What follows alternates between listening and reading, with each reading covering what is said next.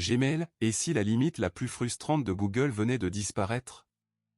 Parce que oui, pendant des années, on a tous galéré avec cette adresse email choisie à la va-vite quand on avait 12 ans, du genre dark-killer-93@gmail.com ou princesse-paillette-2007@gmail.com. Ou pire, cette adresse professionnelle obsolète, comme mon-entreprise-ancienne@gmail.com, qui ne correspond plus à rien après un changement de carrière ou une reconversion. Et là, tu te dis, mais de quoi il parle? On peut pas changer d'adresse Gmail, c'est impossible, c'est une règle d'or de l'Internet. Eh bien, prépare-toi à être surpris, car ce que tu croyais immuable est en train de basculer.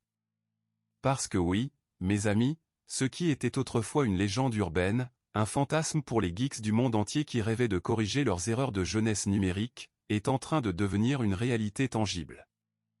Google, le géant qui nous a habitués à des fonctionnalités incroyables, à la pointe de l'innovation, mais aussi à des frustrations tenaces et des rigidités incompréhensibles, est enfin en train de déployer la possibilité de modifier cette fameuse partie avant le @gmail.com. Tu sais, le truc qui te colle à la peau depuis des lustres, qui apparaît sur tes CV, tes profils professionnels, et même sur tes factures. Et crois-moi, c'est bien plus qu'une simple mise à jour technique. C'est une petite révolution dans la gestion de notre identité numérique, une reconnaissance que notre persona en ligne n'est pas figé dans le temps. Pendant longtemps, Google a campé sur ses positions avec une fermeté quasi dogmatique. Le message était clair et répété, votre adresse email est votre identifiant unique, votre clé d'accès à l'ensemble de notre écosystème, impossible de la changer. Un peu comme un tatouage permanent que tu regrettes 10 ans plus tard, mais qui est gravé dans ta peau numérique. Mais pourquoi cette rigidité apparente? Pourquoi une entreprise aussi innovante que Google refuserait-elle une fonctionnalité aussi basique que la modification d'un identifiant, alors que de nombreux services bien moins complexes la proposaient? Mon analyse, c'est que derrière cette apparente simplicité pour l'utilisateur, il y a une complexité monstre, un véritable casse-tête technique à l'échelle planétaire. Changer une adresse email, ce n'est pas juste modifier une ligne dans une base de données. Non, c'est bien plus profond. C'est potentiellement casser des millions de liens, d'intégrations, de services associés à cette adresse unique. Pense à Google Drive, où tous tes documents sont liés à ton compte Gmail. Pense à YouTube, où l'historique de tes vidéos, tes abonnements, tes commentaires sont rattachés à cet identifiant. Google Photos, Google Agenda, Google Maps, toutes les applications tierces auxquelles tu t'es connecté avec ce même identifiant via OAuth ou d'autres systèmes d'authentification. C'est un peu comme si tu changeais ton numéro de sécurité sociale en plein milieu de ta vie, le bordel absolu, une cascade d'effets secondaires imprévus et potentiellement catastrophiques. On a déjà vu ça, mais à une échelle moindre, quand des services comme Hotmail ou Yahoo ont tenté des migrations massives d'infrastructures ou des refontes de leur système d'identification. Les bugs, les pertes de données, les utilisateurs en PLS devant leurs écrans, les forums de support technique qui explosent, c'était la panique à bord. Google, avec sa base d'utilisateurs gigantesque, estimée à plus de 1,8 milliard d'utilisateurs actifs pour Gmail, ne pouvait pas se permettre une telle catastrophe. L'impact aurait été systémique, affectant la confiance des utilisateurs et l'intégrité de l'ensemble de son écosystème. Et ce que personne ne dit, ou du moins, ce qui est souvent sous-entendu, c'est que cette impossibilité était aussi une forme de rétention stratégique. Une fois que t'es englué dans l'écosystème Google avec ton adresse Gmail, qui est le cœur de ton identité numérique chez eux, difficile d'en sortir sans tout perdre ou devoir tout reconstruire. Changer d'adresse aurait pu faciliter la migration vers d'autres services de messagerie ou d'autres fournisseurs de services cloud, offrant aux utilisateurs une porte de sortie plus aisée. C'était une barrière à l'entrée, mais aussi et surtout une barrière à la sortie. Mais bon, ça, c'est mon côté un peu conspirationniste qui parle, ou du moins, mon analyse des stratégies de verrouillage des écosystèmes numériques.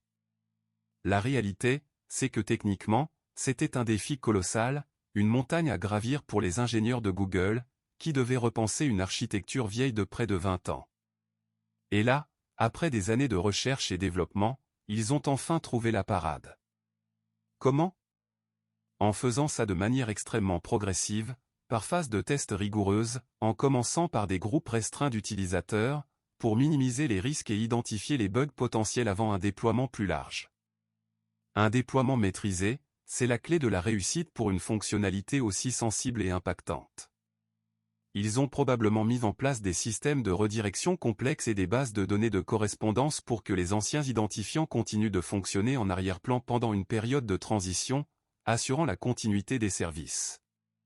D'ailleurs, si tu kiffes ce genre de décryptage tech où on ne se contente pas de lire les articles de presse mais on les analyse en profondeur, en allant chercher les dessous techniques et les implications stratégiques, abonne-toi à la chaîne.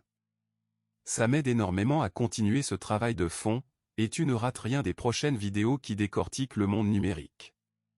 On l'a vu avec d'autres géants du web qui ont dû s'adapter aux évolutions des usages et des attentes. Pense à Twitter, qui est devenu X, imposant un changement radical d'identité de marque et d'expérience utilisateur à des millions de personnes. Les utilisateurs ont été forcés de s'adapter à une décision unilatérale, mais ici, c'est différent. Google ne t'impose pas un changement, il te donne le pouvoir de choisir. C'est un geste fort, une reconnaissance que nos identités numériques évoluent avec nos vies, nos carrières, nos centres d'intérêt. Ce n'est plus une contrainte, mais une flexibilité offerte. Et je parie que dans 6 mois, on verra une vague de changements massifs. Des millions d'adresses vont être modifiées, des identités numériques vont être réinventées. Et ça va avoir un impact sur TOI, sur tes contacts, sur ta manière de gérer ta vie en ligne. Concrètement, qu'est-ce que ça change pour toi, l'utilisateur lambda ou avancé? Premièrement, la liberté retrouvée. Tu peux enfin te débarrasser de cette adresse qui te fait honte en entretien d'embauche, comme gros-geek-du-92@gmail.com ou fan-de-pony-rose@gmail.com. Tu peux harmoniser tes identifiants, avoir une adresse plus professionnelle, plus mature, qui reflète ton statut actuel.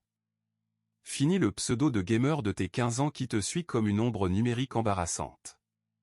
Tu peux opter pour un simple prénom.nom@gmail.com si tu es enfin disponible, ou une variante plus sobre. Deuxièmement, la sécurité. Si ton ancienne adresse a été compromise lors d'une fuite de données sur un site tiers, ou si elle est trop prévisible, trop facile à deviner pour les tentatives de phishing ou de piratage, tu peux en choisir une nouvelle, plus complexe, moins facile à associer à tes informations personnelles. C'est une couche de sécurité supplémentaire non négligeable, même si ça ne remplace pas une bonne authentification à 2 facteurs, une vigilance constante face aux emails suspects, et des mots de passe robustes et uniques pour chaque service. 1. Et troisièmement, la gestion de ton identité numérique. Pour ceux qui jonglent avec plusieurs identités, personnelles, professionnelles, associatives, freelance, ça simplifie énormément la vie. Tu peux consolider des comptes si tu avais créé une adresse spécifique pour un projet qui n'existe plus, ou au contraire mieux séparer les choses en créant des identifiants distincts pour chaque facette de ta vie sans avoir à gérer plusieurs comptes Google complets. C'est un outil de plus dans ta boîte à outils numérique, te donnant un contrôle accru sur ta présence en ligne et ta marque personnelle. Moi, ce que j'en pense, c'est que Google a enfin compris que l'identité numérique n'est pas statique, n'est pas une photo figée au moment de la création du compte. Elle évolue avec nous, avec nos vies, nos ambitions, nos transformations. Et donner cette flexibilité, cette capacité à se réinventer numériquement, c'est un pas de géant vers une meilleure gestion de notre vie en ligne, une émancipation par rapport au choix de jeunesse. C'est une victoire pour les utilisateurs, une victoire de la patience et de la demande persistante d'une fonctionnalité que beaucoup considéraient comme un droit fondamental dans le monde numérique moderne. C'est aussi un signe que même les géants technologiques écoutent leurs utilisateurs, même si ça prend du temps. Alors, si ce genre d'analyse approfondie te plaît, abonne-toi et active la cloche pour ne rien rater des prochaines vidéos qui décortiquent les actualités tech et leurs implications. Dis-moi en commentaire, quelle adresse Gmail tu vas enfin pouvoir changer?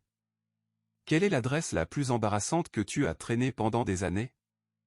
Et surtout, envoie cette vidéo à quelqu'un qui est encore bloqué avec princesse-du-gaming-2003@gmail.com ou le roi du foot 75@gmail.com, il va te remercier éternellement pour cette bonne nouvelle.